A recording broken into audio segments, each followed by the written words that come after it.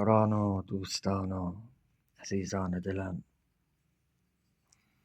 تو این دنیای پر از غوغا و پر از دغدغه و پر از سختی، پر از درد، یه گوشه دنج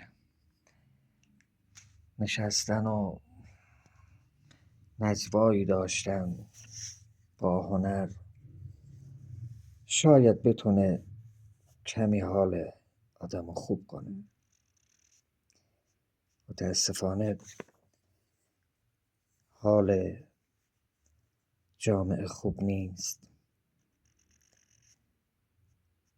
انگار مردم شادی رو فراموش کردن. نمیدونم. هنرمند وظیفش اینه که با هنرش بتونه حال جامعهش رو خوب کنه، اما چی بگم که حال هنرمندا هم خوب نیست. امیدوارم این 1 دقیقه‌ای بتونم شاید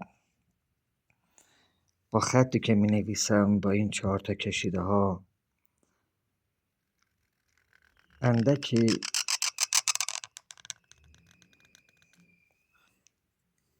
اندکی به حال خوبتون کمک کنم.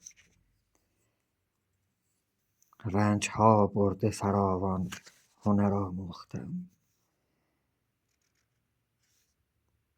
رنج ها برده فراوان